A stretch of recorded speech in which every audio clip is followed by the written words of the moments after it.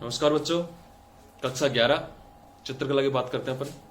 देखो, अपन ने first chapter पढ़ा था, जो अपने बुक में सेकंड चैप्टर है, लेकिन अपन ने फर्स्ट चैप्टर के बारे में पढ़ा कि चित्रकला के मूल आधार कौन कौन से होते हैं। चैप्टर का नाम भी यही था। मैंने आपको वीडियो उपलब्ध कराया, आपने वीडियो देखे होंगे और उसमें इसके अलावा आपने नोट्स भी पढ़े होंगे। तो नोट्स में पढ़ा आपने, देखा अच्छे से कि चित्रकला के मूल आधार कैसे कैसे होते हैं। इन मूल आधारों के बारे में आपने क्या क्या पढ़ा होगा, ठीक है। तो वो अच्छे से पढ़ना, उनका टेस्ट भी होगा, इसलिए मूल आधार के बारे में आप अच्छे से पढ़ना। मूल आधार के बारे में पढ़ने के बाद अपन तीसरा चैप्टर पढ़ते हैं, चित्रण माध्यम एवं तकनीक।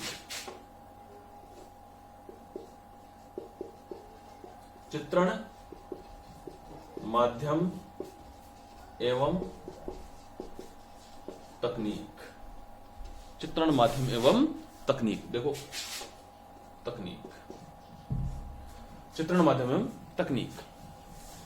तकनीक की बात करें अपन, देखो चित्रण का मतलब चित्र बनाना, पहले इसका मतलब समझ लेते हैं। चित्रण का मतलब चित्र बनाना, माध्यम मतलब बीच में चित्र बनाते हो तो बीच में क्या मतलब, चित्र बनाते वक्त आप क्या क्या इस्तेमाल करते हो वो हो गया माध्यम।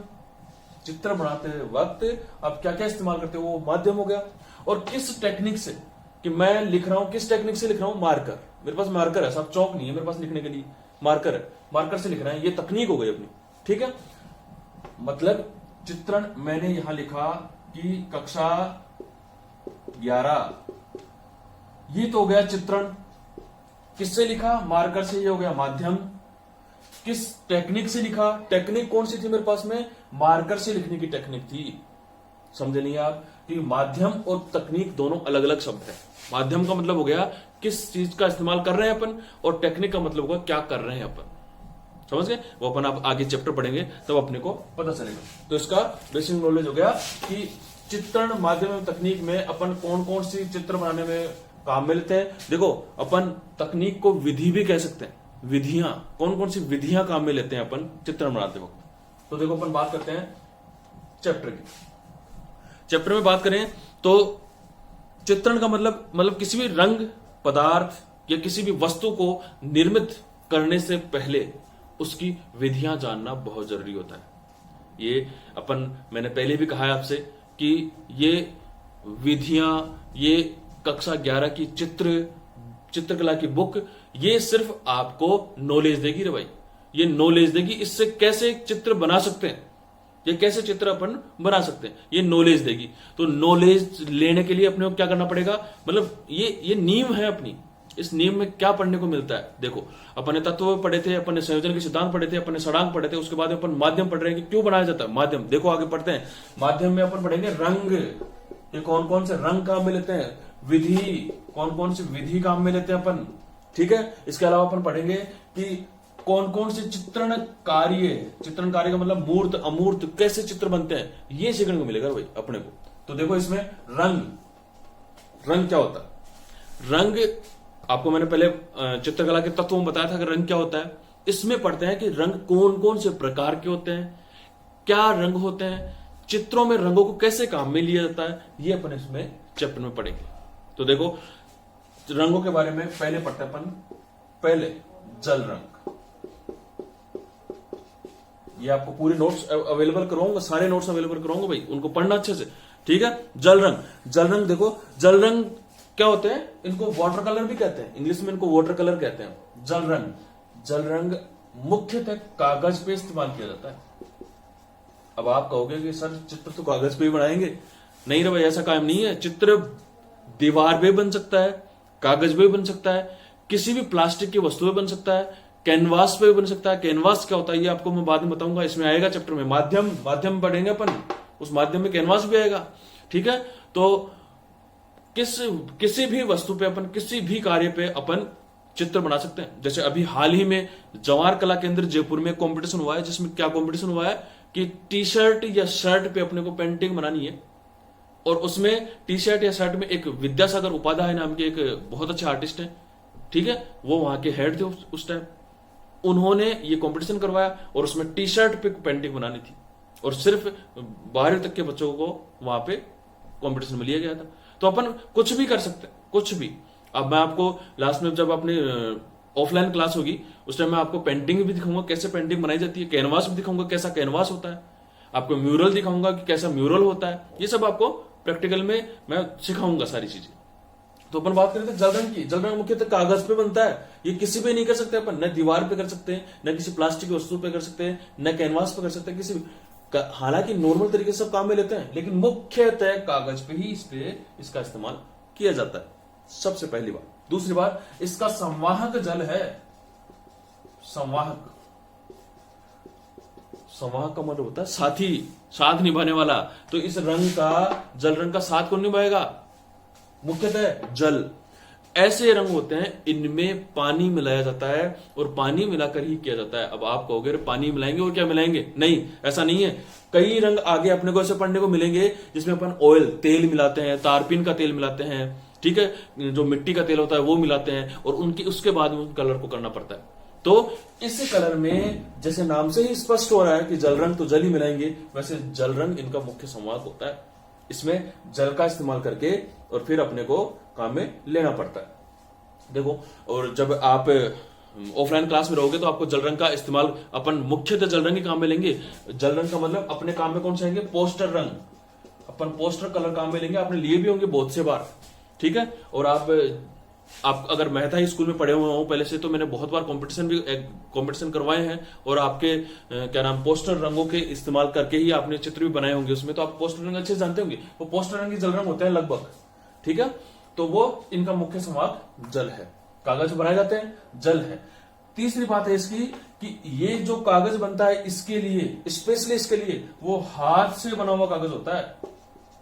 हाथ से बना कागज,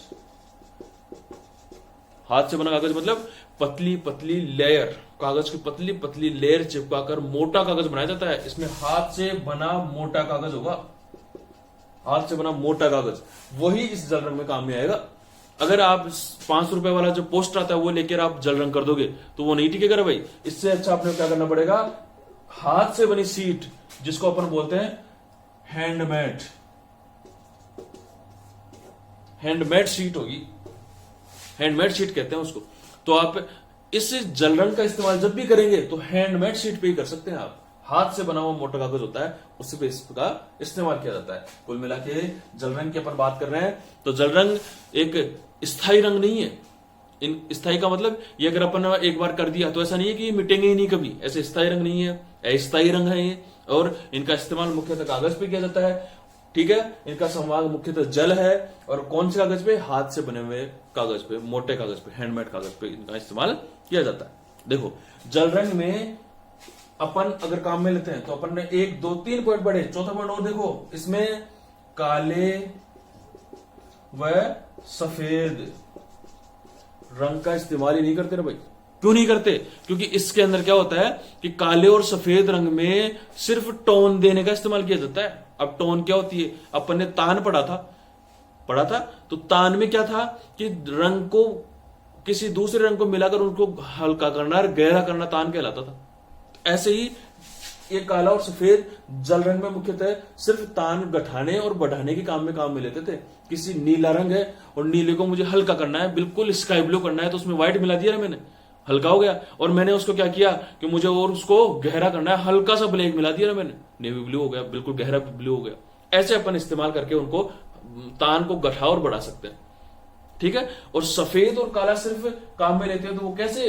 वो सिर्फ ग्रे कलर के काम में लेंगे ना भाई। कैसे? इन दोनों का थोड़ा थोड़ा हिस्सा लेके और मिक्स किया तो अपना ग्रे बन गया, और उस ग्रे कलर को अपन काम में ले सकते हैं। कहने का मतलब जल रंग में काले और सफेद का इस्तेमाल बहुत कम किया जाता है, और इस्तेमाल करते भी हैं तो कौन करते हैं? जो बहुत महान आर्टिस्ट होते हैं, जो सिर्फ जिनके द्वारा किया गया चित्र, बनाया गया चित्र में कोई त्रुटि नहीं होती, बहुत बहुत माहिर जो होते हैं वो लोग ही इसका इस्तेमाल करना जानते हैं, ठीक है। तो वो ऐसे इन रंगों का इस्तेमाल इसमें बहुत कम किया जाता है। कुल मिला के जल रंग चित्रण के लिए जो संवाहक है वो जल होता है, और जल से मिलाकर इसमें किया जाता है जल रंग को। देखो, अब इसका 5वां पॉइंट और पढ़ लेते हैं, जो जल रंग का लास्ट पॉइंट है। 5वां पॉइंट क्या है इसमें कि इसमें नेवले या गिलहरी, गिलहरी तो जानते होंगे आप सब, गिलहरी के पूंछ के बालों से बनी हुई ब्रश होती है। गिलहरी के पूंछ के बाल, गिलहरी के जो बाल होते हैं उनसे बनी हुई ब्रश, या फिर नेवले की पूंछ के बाल, ये सब बाल होते हैं, इनको मिलाकर एक ब्रश का इस्तेमाल किया जाता है। और उसी ब्रश से अपन क्या कर सकते हैं, जल रंग का इस्तेमाल कर सकते हैं। इस प्रकार जल रंग का इस्तेमाल इसमें अपन कर सकते हैं। तो देखो जल रंग की बात अपन ने करी है, और इसमें चोटी जो चपटी ब्रश होती है, चपटी ब्रश, एक तो होती है गोल ब्रश, एक होती है चपटी ब्रश। तो चपटी ब्रश इसमें इस्तेमाल किया जाता है। एक बार फिर से देख लेते हैं, ध्यान से देखना। जल रंग कागज से बना, कागज मुख्यतः कागज पे किए जाते हैं। इनका समांग जल है। हाथ से बने हुए मोटे कागज पे इसका इस्तेमाल किया जाता है, जिसको हैंडमेड शीट कहते हैं। इसमें काले और सफेद रंग का इस्तेमाल बहुत कम किया जाता है, करते हैं लेकिन कौन करते हैं, जो महान आर्टिस्ट होते हैं, जिनकी त्रुटि होने की संभावना बहुत कम होती है, वो लोग इसका इस्तेमाल करते हैं। इसमें नेवले व गिलहरी के बालों से बनी हुई चपटी ब्रश का इस्तेमाल जल रंग में किया जाता है। तो ये हो गया अपना जल रंग। ठीक है, इसके बाद में अपन पढ़ते हैं टेम्परा। टेम्परा रंग क्या होते हैं, देखो उसके बारे में पढ़ते हैं अपन।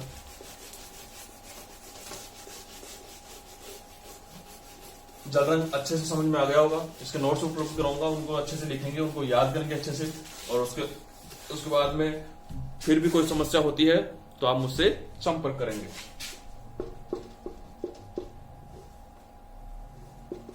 टेम्परा, देखो टेम्परा रंग क्या होता है, जल रंग की तरह इसका संवाहक भी जल ही होता है। टेम्परा रंगों में भी जल को ही मिलाकर किया जाता है। इसके बाद में देखो इसके अपारदर्शी रंगों का प्रयोग किया जाता है। अपारदर्शी रंगों का मतलब जिसमें पारदर्शिता न हो, जिसमें जैसे मैंने यहां एक लाइन बनाई और इसके लाइन इसके ऊपर ही मैंने दोबारा एक और लाइन बना दी, ठीक है, तो इसमें कुछ दिख नहीं रहा, मतलब पीछे की तरफ जो पहले लाइन की थी वो तो मिक्स हो गई दोनों, तो वो अपारदर्शिता है। पीछे की आवाज सामने दिखता नहीं है। कई बार देखा होगा आपने कि कलाकार ऐसा चित्र बना देता है जो घूंघट के अंदर से भी चेहरा दिखाई देता है। एक औरत का घूंघट के अंदर से भी चेहरा दिखाई देता है। वो कैसे, वो एक आर्टिस्ट की कलाकारी है, ठीक है, कि कैसे वो अंदर के रंग को गहरा करके, चेहरे के रंग को गहरा करके, और बाहर का जो घूंघट होता है उसको बिल्कुल हल्के में कलर करता है। जो अपन 12वीं क्लास में सीखेंगे वो अपन सीखेंगे अच्छे से, ठीक है। आजकल पोस्टर रंगों के रूप में बाजार में उपलब्ध, मैंने कहा था पोस्टर रंग, अभी बात की थी अपन जल रंगों की तरह, तो पोस्टर रंगों की तरह ही होते हैं, जो सेम यही होते हैं। टेम्परा रंगों को पोस्टर रंग कहते हैं, समझ लो। जो अपन काम में लेंगे 12वीं क्लास में, 11वीं क्लास में, वो टेम्परा रंग ही है। जल रंग मान लो, टेम्परा रंग मान लो, कुछ मान लो, ठीक है। तो ऐसे होते हैं वो। 15वीं शताब्दी में यूरोप के चित्रकारों ने इसका सबसे पहले इस्तेमाल किया था, ठीक है। 15वीं शताब्दी में यूरोप के चित्रकारों ने इसका सबसे पहले इस्तेमाल किया था। इसे सूखी दीवार पर या कागज पर रेखांकन करने के बाद तुलिका की सहायता से लगाया जाता है। मतलब तुलिका की सहायता से, तुलिका का मतलब होता है ब्रश। देखो याद रखना, तुलिका क्या होती है, ब्रश। तुलिका कहते हैं ब्रश को। ये दो बात याद रखेंगे, तुलिका ब्रश को, और एक कहते हैं तुलिकाकार, ये कहते हैं कलाकार को या चित्रकार को। ये आप अच्छे से याद रखेंगे, तुलिका ब्रश, तुलिकाकार कलाकार को, ये चित्रकार को। ये आप बार बार ये टॉपिक, ये शब्द आएगा आपके सामने, तो आप लोग अच्छे से याद रखेंगे इसको।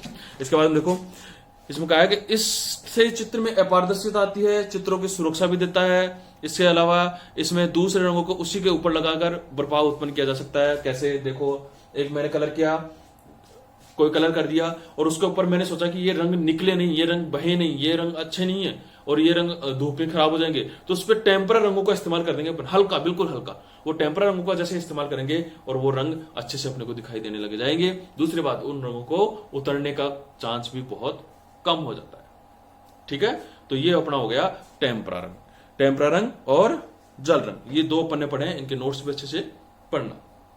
इसके बाद हम देखते हैं, इसके बाद में आता है वाष्प पद्धति। इनका मुख्य कलाकार, वाष्प पद्धति में सबसे पहले कौन सा कागज काम में लिया जाता है, वाटमैन, एक अंग्रेजी कागज आता है वाटमैन, ठीक है। उस वाटमैन कागज का इस्तेमाल इसमें किया जाता है। वाटमैन कागज, ये आपको नोट्स में भी लिख दूंगा मैं, अच्छे से याद रखेंगे। वाटमैन कागज का इस्तेमाल वाष्प पद्धति में किया जाता है। और वाष्प पद्धति में देखो, वाष्प पद्धति बंगाल स्कूल की देन है। बंगाल मतलब बंगाल शैली का मतलब यहाँ पर अवनींद्र नाथ ठाकुर जैसे सिद्धत कलाकार थे, उन कलाकारों ने सर्वप्रथम वाष्प पद्धति का प्रयोग किया था, और इसलिए बंगाल शैली का ही ये सब देन है, ठीक है। श्वेत क्वार्टर पेपर पर इसका इस्तेमाल किया जाता है। लाल रंग की रेखाओं द्वारा अंकित किया जाता है। देखो चित्र में इस वॉश पद्धति की सबसे खास बात क्या है कि वो चित्र बनाने के बाद में लाल रंग की रेखाओं द्वारा इसका इस्तेमाल किया जाता है। फिर चित्र को पानी में भिगोकर समतल बोर्ड पर सुखाकर चित्र की सीमा, देखो लाल रंग से इसकी रेखांकन कर दिया। किसी चित्र का निर्माण करने से पहले उसको वॉश किया, वॉश का मतलब उसको पानी में भिगोया, उसको ऐसे कैसे रख दिया, उसको सूखने के बाद में उस पर वॉश पद्धति उस पर कलर किया जाता था। यही वॉश पद्धति है, ठीक है। इसके बाद चित्राकृति को उभारने के लिए कथक अन्य रंगों का उभार के साथ प्रयोग किया जाता है। कहने का मतलब इसको चित्र बनाने से पहले इसमें लाल रंग की रेखांकन करके उसको भिगोया जाता है पानी से और उसको सुखाया जाता है। सूखने के बाद में इसका चित्र बनाया जाता है और फिर हल्की चित्र को हल्का रखने के लिए, गहरा रखने के लिए कथई रंग होता है, उसका भी प्रयोग किया जाता है, ठीक है। तो अपने 3 पढ़े अपन ने, जल रंग, ठीक है, जल रंग, टेम्परा रंग और वाष्प पद्धति, ये 3 पढ़े हैं अपन ने। उन तीनों को मैं नोट्स में उपलब्ध कराऊंगा आपको और ये अच्छे से याद रखेंगे, नोट्स भी लिखेंगे और इसके बाद में जब भी आपको कोई समस्या हो तो आप मुझसे पूछ भी सकते हैं, ठीक है। धन्यवाद।